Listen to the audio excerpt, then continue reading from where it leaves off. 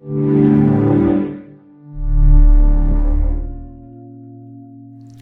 this is Burkhart with Cutler Investment Group. College planning is a timely topic for several of us here in the office.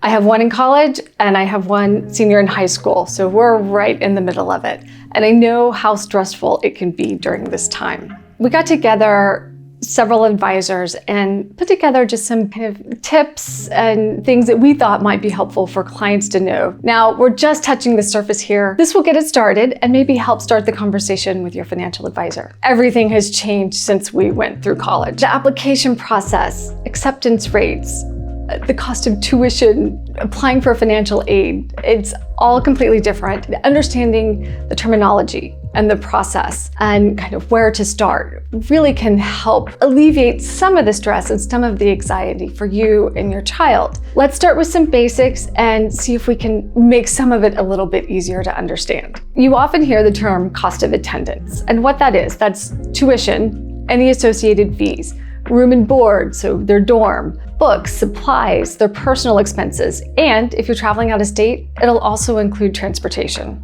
Now, when you go to college websites, they're going to post their prices. Keep in mind that the sticker price isn't necessarily the price you're going to pay.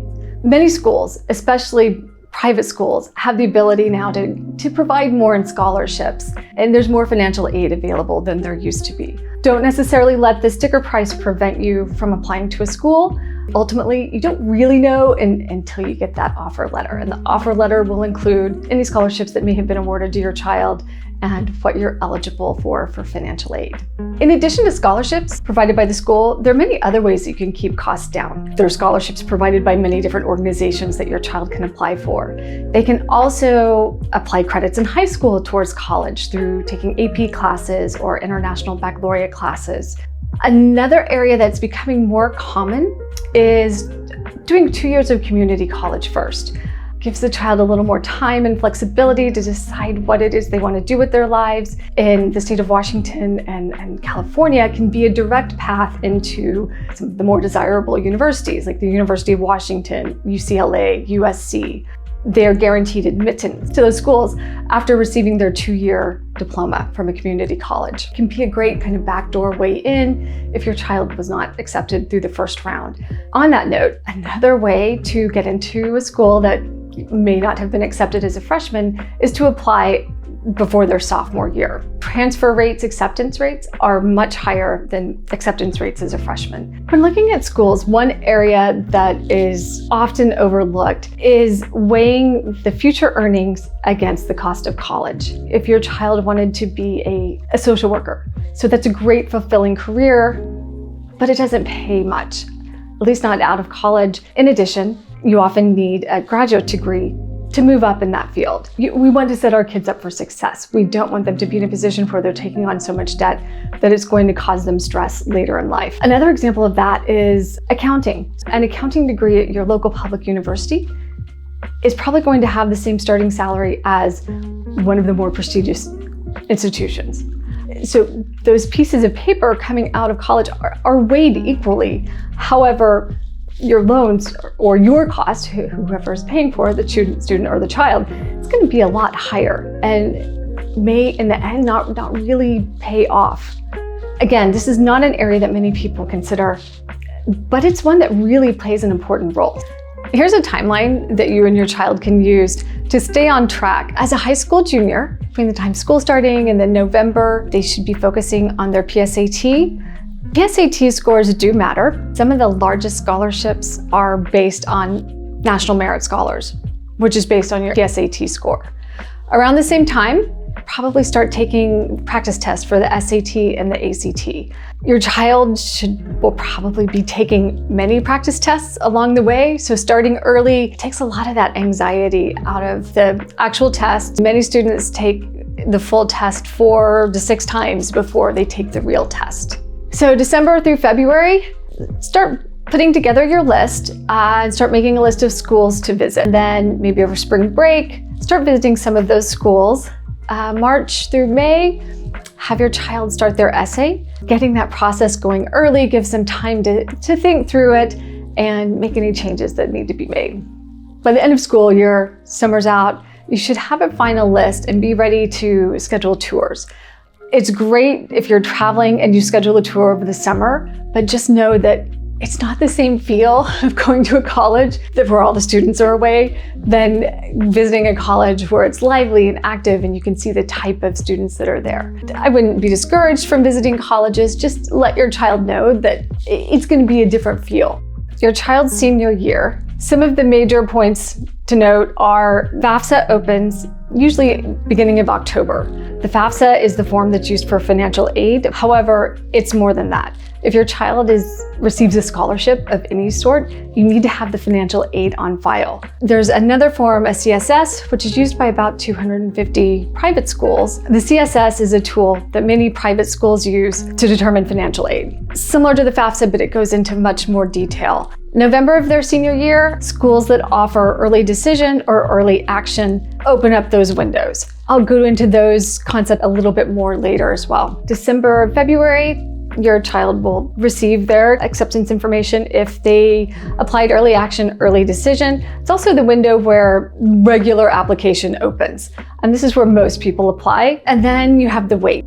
Applications are done. There's a long window between as they review the applications before you hear about whether or not your child was accepted. So what are the differences between early decision and early action? Early decision, typically this school will only let you apply to that school early decision. If you are accepted, that is binding. You are going to that school. It's also a way to tell the school that yes, your child really wants to go here, express their interests, and those schools take that very seriously.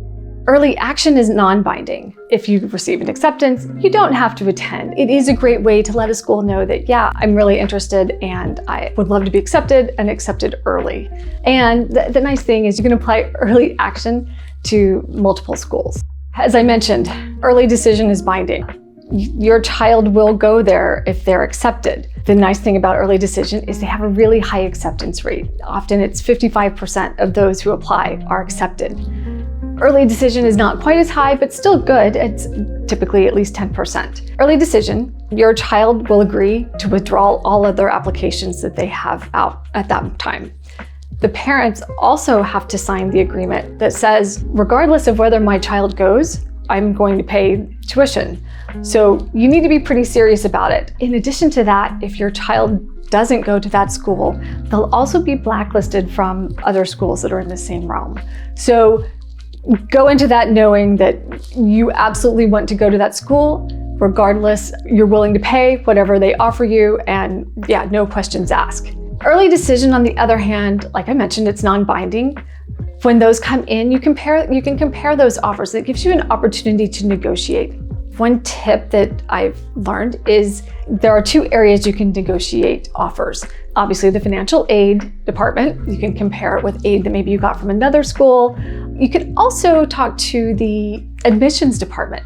The admissions department has a whole nother set of tools. They are responsible really for the scholarship side. So you can appeal to both sides. If you received a better offer at one school, but you really wanted to go, but you have another one that you want to go to, you can use that as leverage. Everyone should apply early action if their school offers it. And the reason is many schools have scholarships, and many of those scholarships are based on a first come, first served basis. So if your child is in there first, they will be first in the pool to receive those scholarships. Now, one exception may be maybe they want to try to get a higher SAT score. A higher SAT score could also translate into higher scholarship. So that might be a reason to wait. But if not, yeah, early decision is a great option. How are we going to pay for college, or where should we start saving? There are many different ways or many different investment vehicles. The most popular is the 529. You can also use Roth IRAs without penalty. You can draw from them before age 59 and a half. If you do tap into a Roth, it doesn't come out tax-free for education. You will have to pay income tax on that amount, but it's still a great source for funding college. Many people use their current income. Obviously, there's financial aid and loans. Unless you know you will not need your retirement savings to fund your retirement, we recommend not tapping into those. What we often hear is the phrase, you can borrow for college, you cannot borrow for retirement. Another tool that many use is an UTMA. investment account that's held by the custodian on behalf of the child. It becomes property of the child, it becomes the child's account when they turn age of majority per their state. Many states, that's 18. It does not have to be used for college education. Two downsides to this. One, your child may decide not to use the funds for education, not to pay for college. Also, if they do go to college and you are eligible for financial aid, the assets of a child are assessed at a much higher rate than the assets of a parent. A 529 helps avoid that, and I'll go into that a little bit more later too. How much should you be putting aside to save for college if you are just now starting to save? This slide provides kind of a rough guideline. Keep in mind, it's general advice. Your advisor would be a great resource to really dial into you and how much you should be putting aside. Just to throw some numbers out.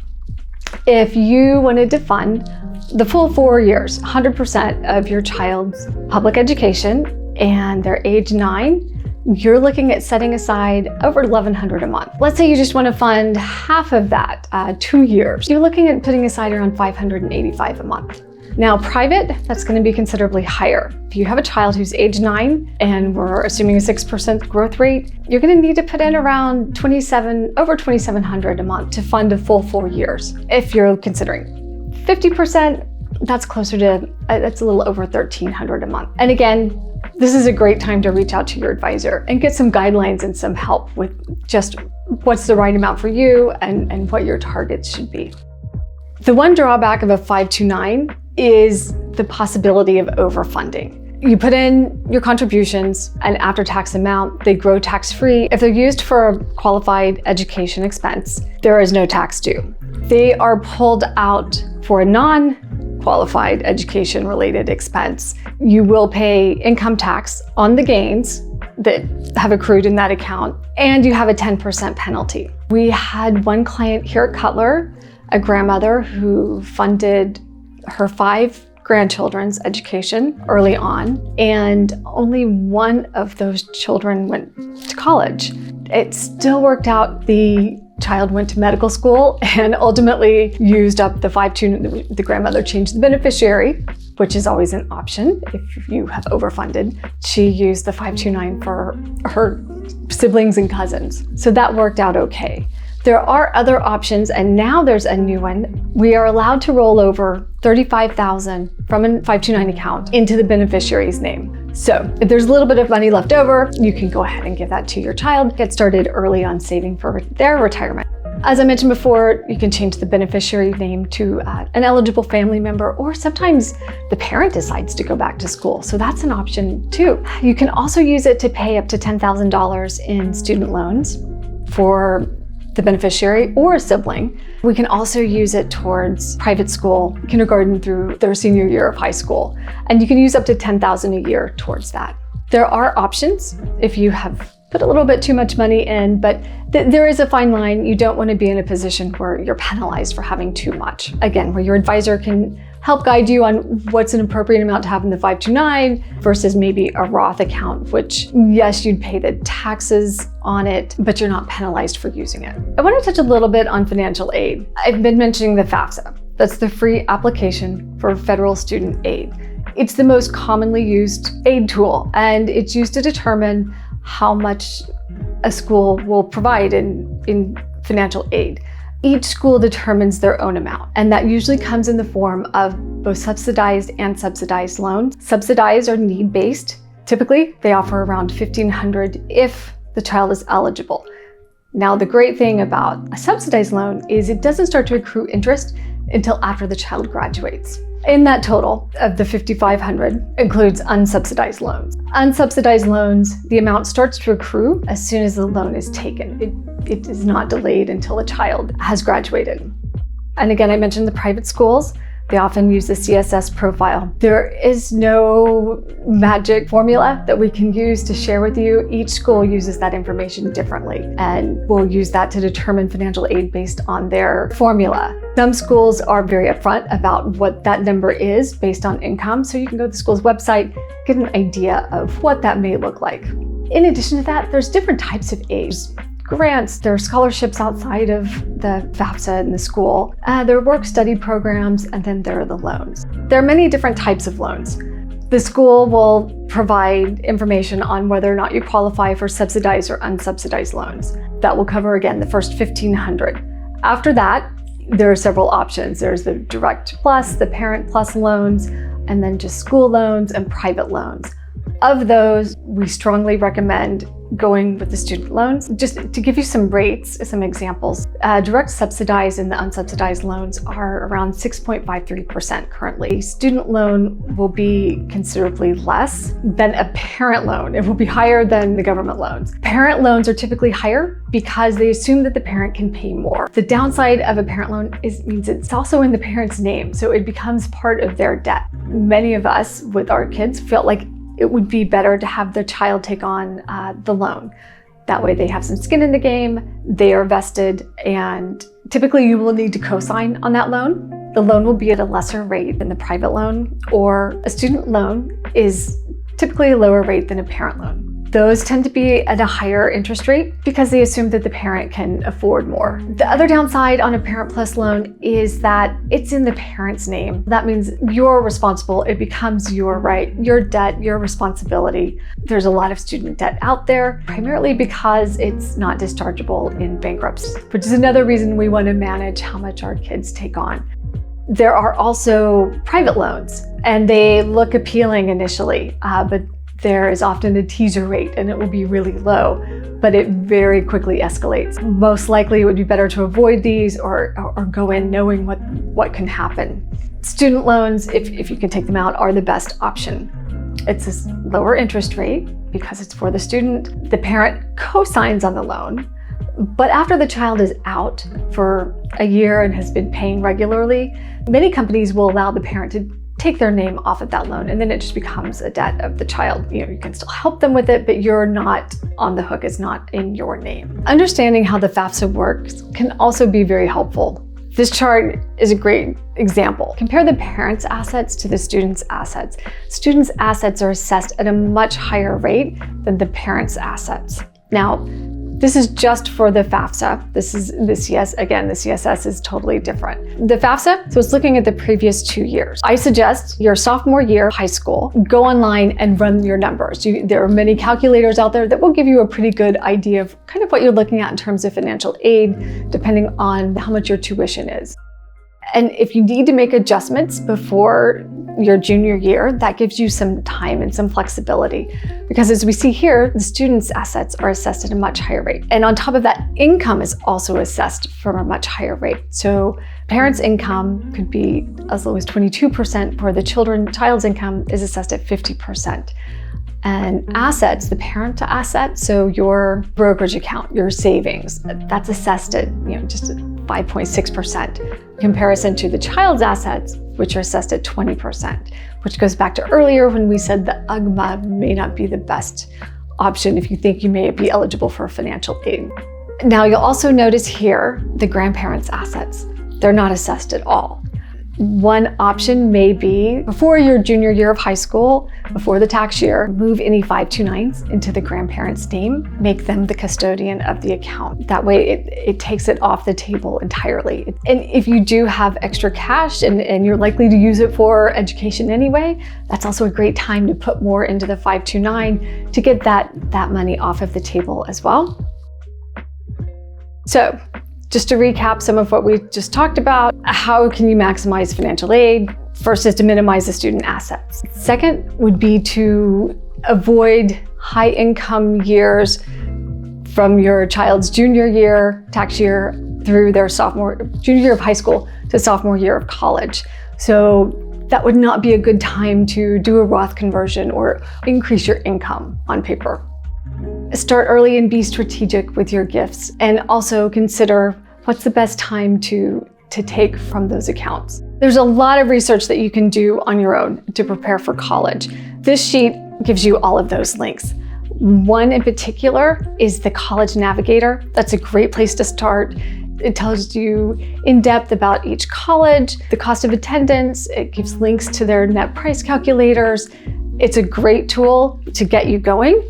And then When you're ready to drill down, we've provided links for those, for financial aid, for grant information, 529 information, and just general college preparedness. If this would be helpful, reach out to your advisor. They'll send you a copy.